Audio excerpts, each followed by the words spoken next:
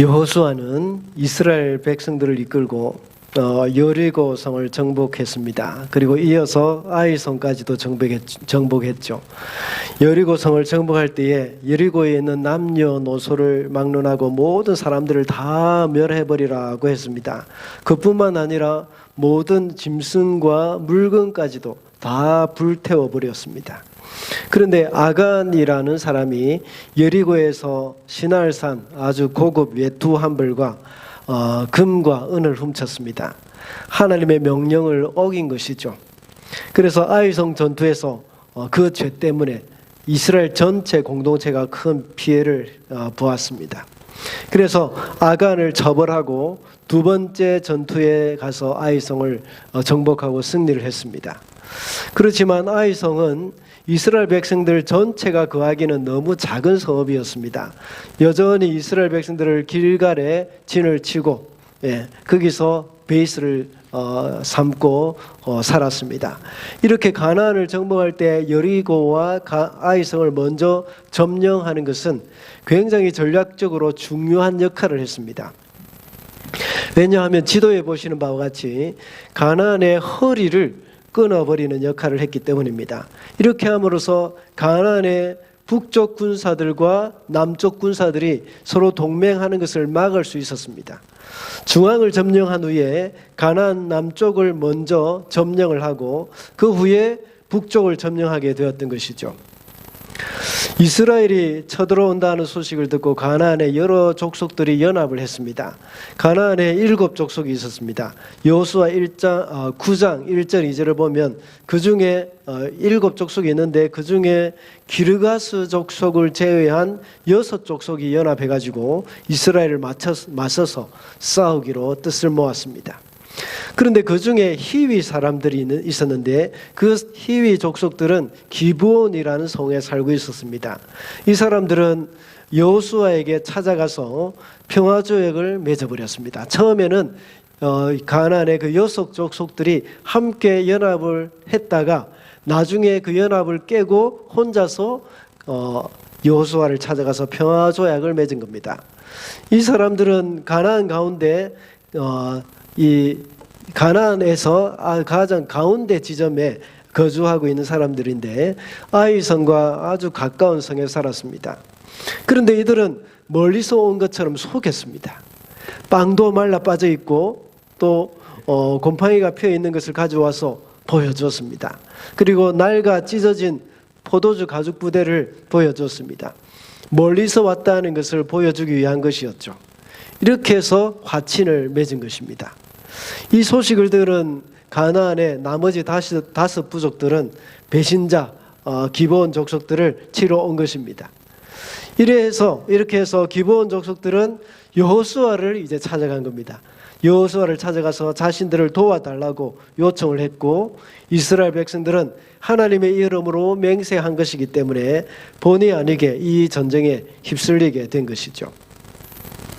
그러나 하나님은 여호수아에게 두려워하지 말라고 말씀하시고 그 전쟁 가운데서도 함께 해주셨습니다.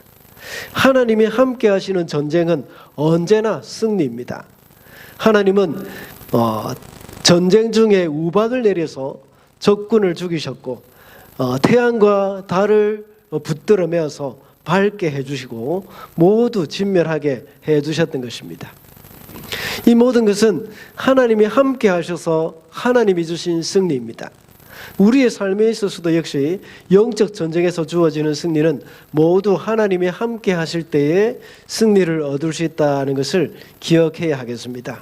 그래서 오늘은 주께서 주신 승리라는 제목으로 말씀을 살펴보겠습니다. 첫째로 하나님은 우리의 실수를 통해서도 승리를 주십니다. 6절 말씀을 우리 함께 다 같이 읽어보겠습니다. 시작.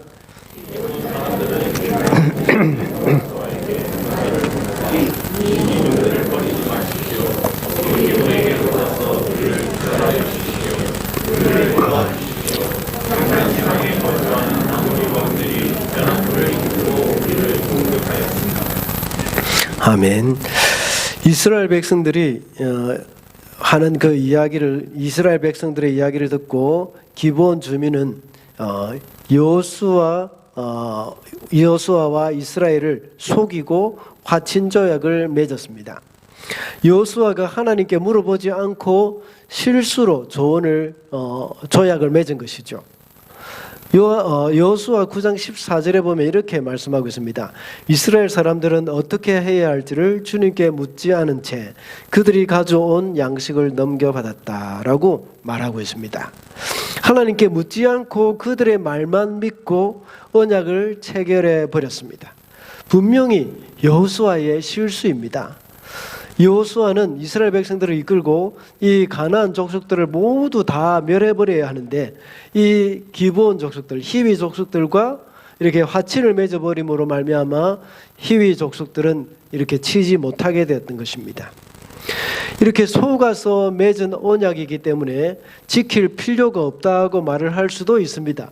그러나 그것은 하나님의 이름으로 맺은 언약이기 때문에 이것은 반드시 지켜야 합니다.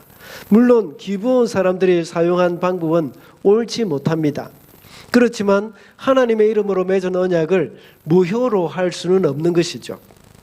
이 일이 있은 지 약 400년 후에 사울이 이 언약을 깨고 기브온 족속을 학살한 적이 있었죠.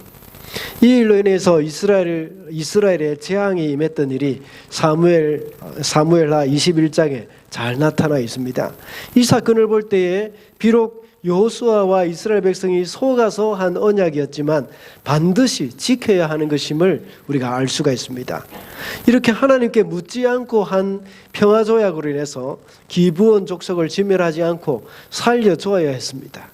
그뿐만 아니라 이러한 언약은 강대국이 약소국을 보호하고 지켜줘야 하는 그런 언약이기도 합니다. 그 대신 또 약소국은 강대국에게 조공을 바쳐야 하는 것이었습니다. 가나안의 5족속이 동맹을 맺어서 배신자 기브온을 치러 올라왔다고 했습니다.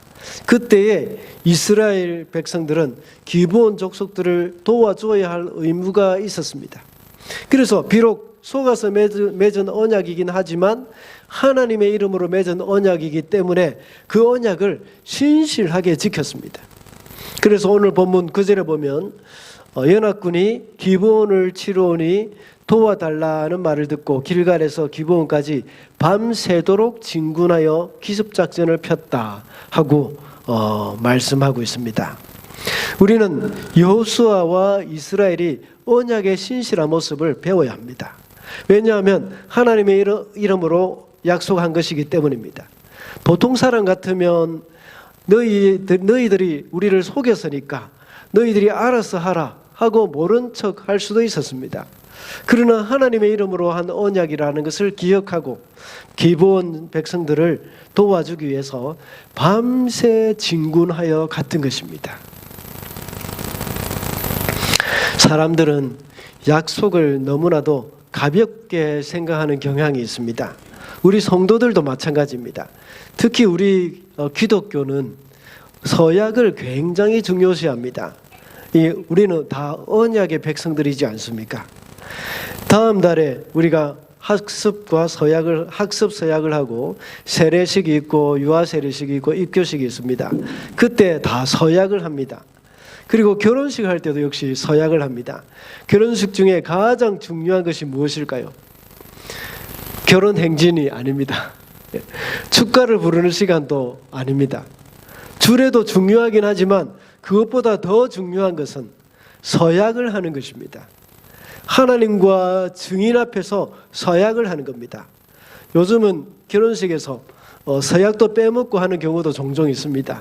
그러나 서약은 결혼식에, 특히 기독교 결혼식의 가장 중요한 순서입니다.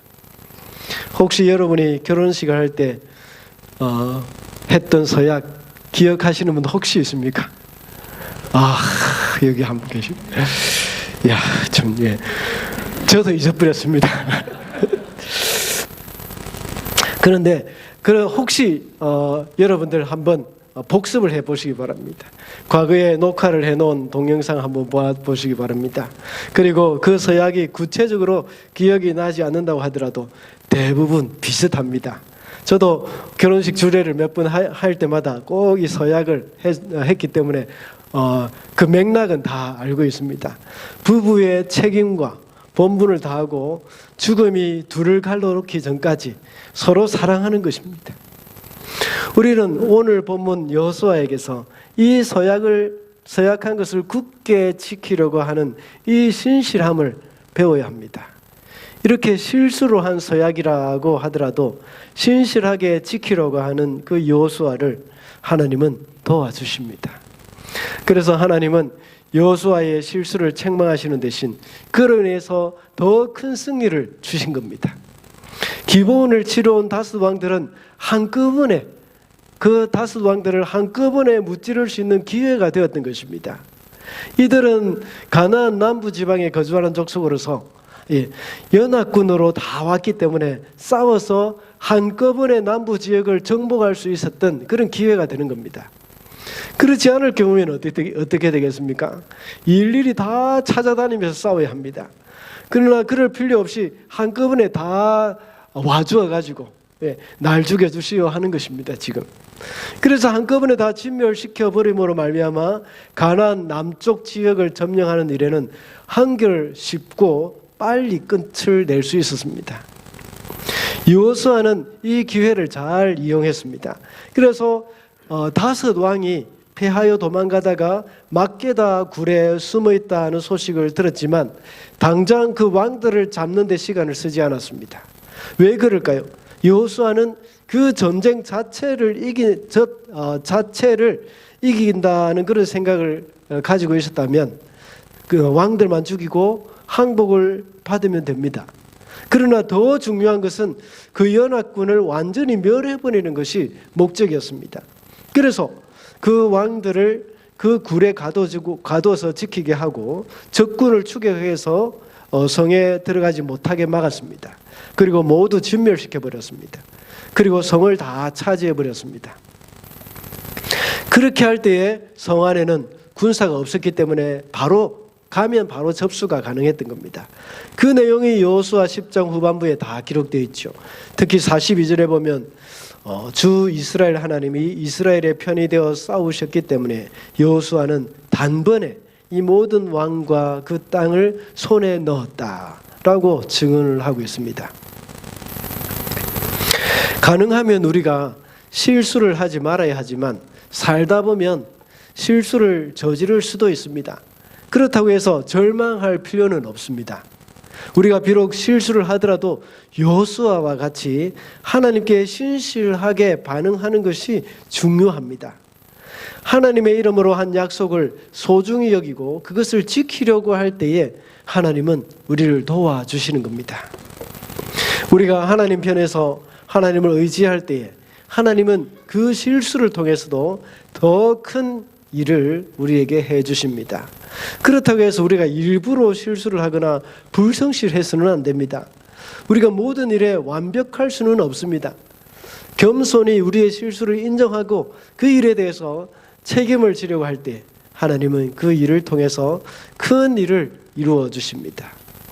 하나님은 우리의 실수에 갇혀 계시는 분이 아닙니다. 우리의 실수보다 더 크신 하나님을 의지할 때에 하나님은 우리에게 승리를 주실 것입니다. 둘째로 하나님은 우리와 함께 싸우며 승리를 주십니다. 11절 말씀 읽어주시겠습니다. 시작.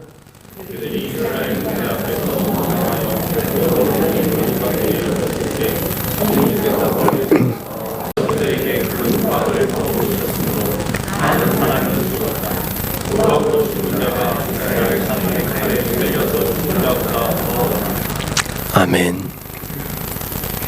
방금 읽은 11절 앞에 기록되어 있는 8절, 9절, 10절을 보면 여호수아가 이스라엘 군사들을 이끌고 진군에 갈 때 하나님은 여호수아에게 승리를 약속해 주셨습니다. 그렇다고 해서 또 여호수아가 손을 놓고 있었던 것은 아닙니다. 여호수아가 이스라엘 백성들을 이끌고 밤새도록 진군해서 기습 작전을 폈다고 구절에는 말씀하고 있습니다. 그럴 때 하나님은 연합군을 혼란에 빠뜨리셨고 기브온에서 큰 승리를 거두게 하셨습니다. 그리고 도망하는 적군들에게 우박을 내리셔서 대적들이 우박에 맞아서 죽게 하셨습니다. 얼마나 큰 우박을 내리셨으면 군사들이 그것을 맞고 죽을 정도였습니다. 모든 오늘 본문에서 퍼부었다 하는 그 말은 히브리어로 보면 사역형으로 기록이 되어 있습니다. 이것은 우박이 단순히 자연현상으로 내린 것이 아니라 가나안 연합군을 치기 위한 목적으로 하나님에 의해서 내린 것이라는 그런 의미입니다. 그리고 그들에게라고 말하고 있는데 같은 지역에 내린 우박이 가나안 연합군들에게만 내려서 죽게 했다는 그런 의미가 들어 있습니다.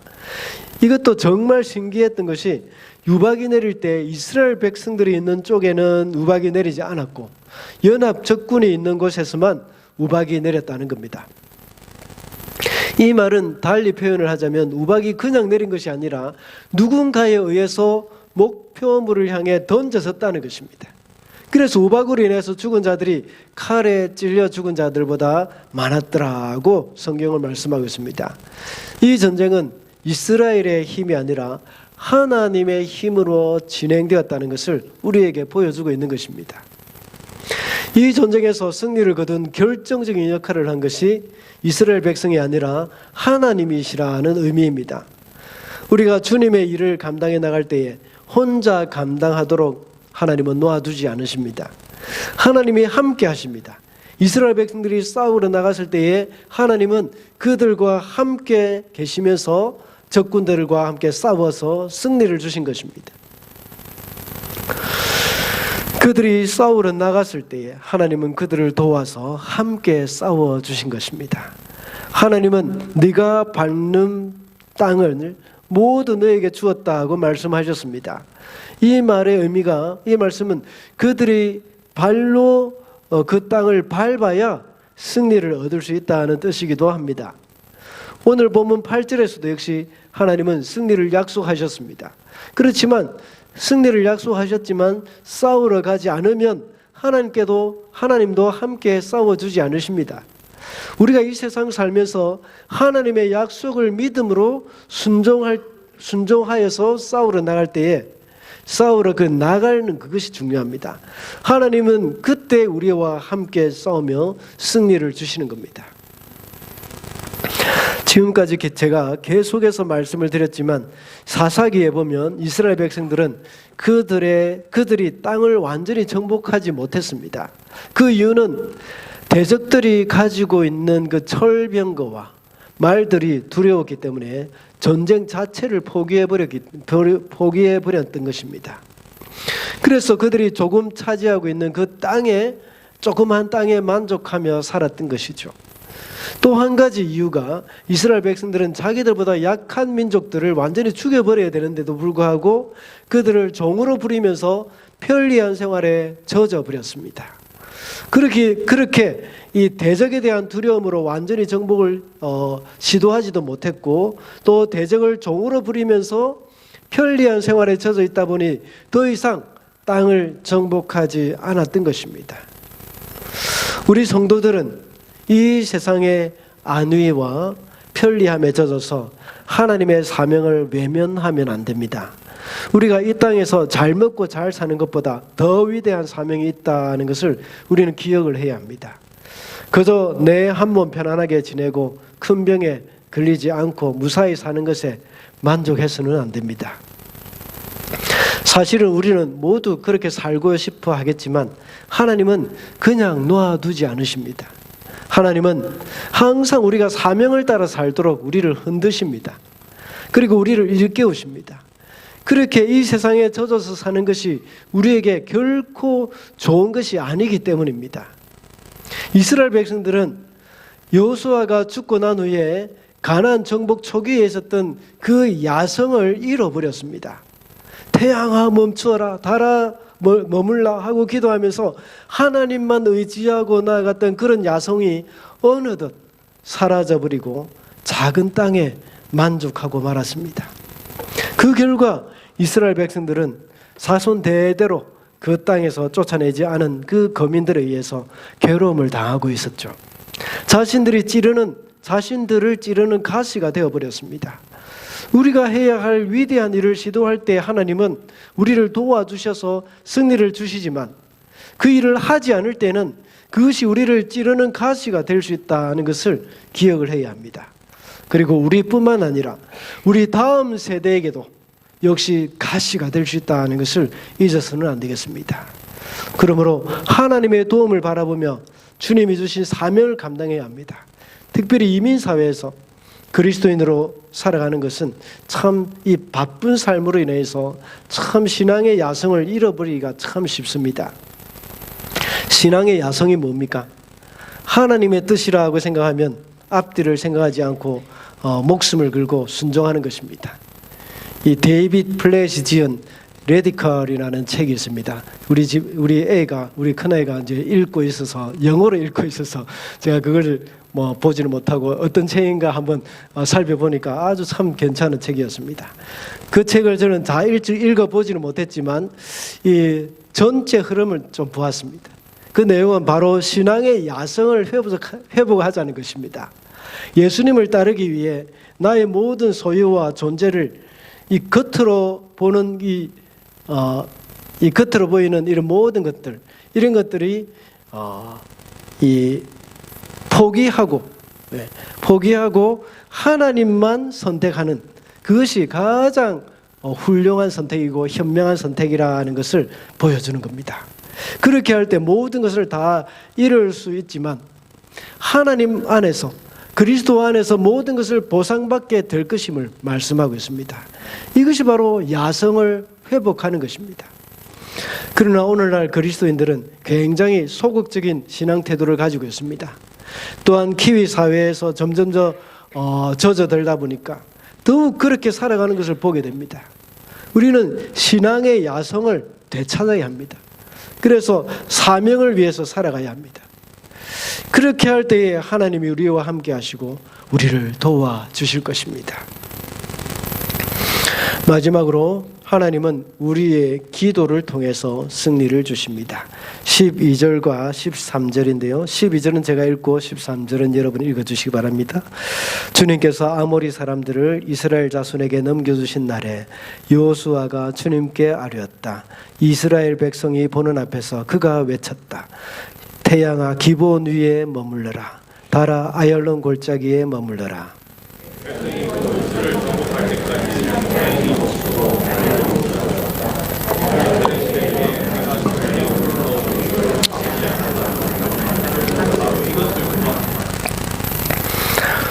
12절에서 여호수아가 주님께 아뢰었다는 말이 있습니다.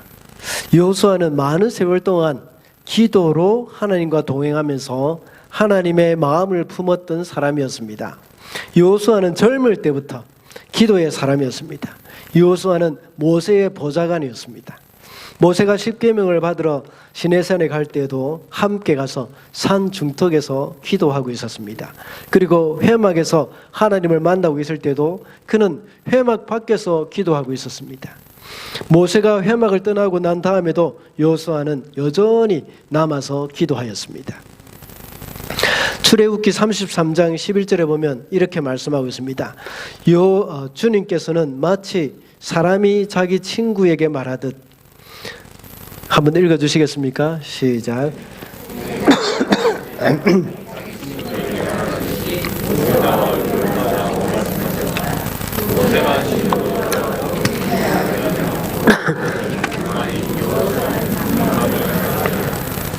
네. 장막을 떠나지 않았다는 말은 여기서 기도했다는 말입니다. 여호수아는 이렇게 모세보다 더 기도의 사람이었습니다. 늘 하나님 앞에 기도하면서 하나님의 뜻을 물었습니다. 그리고 여호수아서 이 책에 나오는 말씀에 보면 여호수아가 하나님 앞에 기도했다는 말이 아주 많이 나옵니다. 여호수아가 이렇게 하나님 앞에 늘 기도해 왔기 때문에 결정적인 순간에 하나님의 뜻에 맞는, 꼭 맞는 그런 위대한 기도를 드릴 수 있었던 것입니다. 어떤 기도를 했습니까? 태양아 기브온 위에 머물러라, 달아 아열론 골짜기에 머물러라 하고 했습니다. 이런 기도를 가리켜 선포 기도라고 하는 것입니다. 이런 기도는 하나님의 뜻이 무엇인지 분명히 아는 사람들이 하는 기도입니다. 이스라엘 백성이 가나안 연합군을 다 무찔러야 하는데 여호수아가 보니 이 전쟁이 해가 질 때까지 끝이 나지 않을 것 같았습니다. 해가 만약 지게 되면 도망하는 적군이 모두 도망가서 숨어버리고 그렇게 되면 찾기도 어렵다는 것이죠. 그러되면 이 전쟁은 좀 더 길어지게 될 것입니다. 그런데 하나님이 이렇게 좋은 기회를 주신 것은 이번에 이 연합군을 다 무찌르기를 원하신다는 것을 알았습니다. 어떻게 그것을 알았을까요? 그것은 첫 번째 대지에서 말씀드린 바와 같습니다. 그가 실수로 기브온 사람들과 평화조약을 맺긴 했지만 하나님이 이번에 더 큰 승리의 기회를 주셨다는 것을 알았기 때문에 여호수아는 이러한 기도를 할 수 있었던 것이죠. 일일이 각 성을 찾아다니면서 길고 지루한 정복 전쟁을 하지 않고 연합군을 보내셔서 한꺼번에 멸해버릴 그 하나님의 계획, 이것을 분명히 깨달았던 것입니다. 또한 첫 번째 대지에서 말씀드린 바와 같이 당장 왕을 죽이는 그런 일에 시간을 빼앗기지 않았습니다. 먼저 연합군 전체를 쫓아갔던 것입니다. 그래서 이번에 적군을 놓치지 않고 완전히 멸할 수 있기 위해서는 태양이 지지 않고 떠 있어야 하기 때문입니다.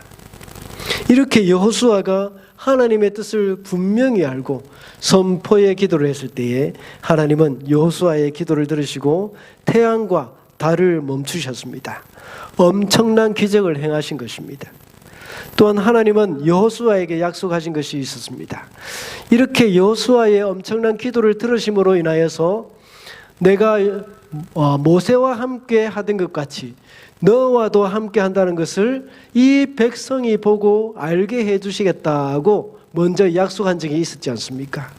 이런 기적은 모세도 일으키지 못했던 전무후무한 기적이었습니다. 오히려 모세가 일으켰던 것보다 더 큰 기적이 일어난 것입니다. 이렇게 해서 대적들은 더 이상 도망하거나 숨지 못하고 이스라엘 백성들에 의해서 멸망당했습니다.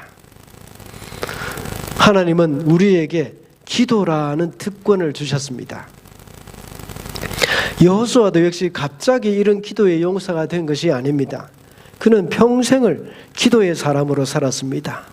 이런 기도의 삶이 오늘 본문과 같은 그런 엄청난 기도 응답을 받게 되는 원동력이 되었던 것입니다. 기도는 하나님을 설득시키는 것이 아닙니다. 기도를 통해서 내 뜻을 내려놓고 하나님의 뜻을 따르는 것입니다. 기도를 통해서 내가 하나님의 뜻에 설득을 당하는 것입니다.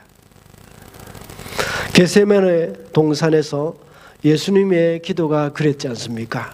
내 뜻대로 마옵시고 아버지의 뜻대로 하옵소서 하는 기도를 하셨습니다. 여호수아가 날마다 회막에 머물러 있었던 것처럼 우리도 역시 기도의 사람이 되어서 날마다 하나님 앞에 머물러 있을 때에 하나님의 뜻에 맞는 기도를 우리는 할 수가 있는 것입니다. 태양이 머물고 달이 머무르는 그런 말도 안 되는 일도 역시 하나님의 뜻이라는 것을 알 때에 담대히 기도하며 선포할 수 있는 것입니다. 하나님은 이렇게 기도를 통하여서 우리에게 승리를 주신다는 것을 기억해야 하겠습니다. 요즘 우리 교회에 특이한 현상이 일어나고 있습니다. 그것이 뭐겠습니까? 새벽 기도에 남자분들이 훨씬 많다는 겁니다. 보통 새벽 기도에 나오시는 분들이 여성분들이 많은데 우리 교회는 남성분들이 여성분들보다 훨씬 많습니다. 각 가정마다 참 가장이 살아있다 하는 그런 생각을 하니까 얼마나 감사한 일인지 모릅니다. 우리 교회에서 여호수아와 같은 그런 영적인 지도자들이 많이 나오면 좋겠습니다. 이제 여성분들도 좀 분발해 주시기 바랍니다. 예. 그래서 한나와 같은 영적인 어머니들이 많이 일어나면 좋겠습니다. 우리 주사랑교회가 기도하는 교회가 되어서 하나님의 뜻을 더 잘 알고 하나님이 기뻐하시는 기도를 하면서 승리하는 삶을 살아가면 좋겠습니다. 말씀을 맺겠습니다. 먼저 지난 주일 말씀을 먼저 한번 되새겨 보십시다. 지난 주일에는 가서 승리를 얻으라는 제목으로 여리고를 정복하는 말씀을 보았습니다. 여리고성은 죄악에 물든 가나안 땅의 가장 첫 번째 성이며 가장 튼튼하고 정복하기 어려운 성이었습니다. 그러나 이미 주님이 그 성을 이스라엘 백성들에게 주셨습니다. 우리가 정복해야 할 여리고성은 무엇이라고 했습니까? 우리가 허물기 어려운 죄의 습성들입니다. 끊어버리지 못하고 있는 죄악들입니다.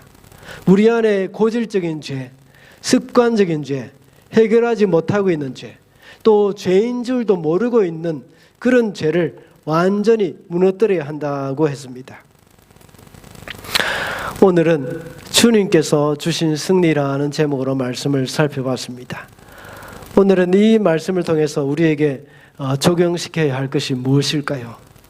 오늘 다섯 왕들이 이끄는 연합군과의 전쟁에서 승리를 얻었습니다.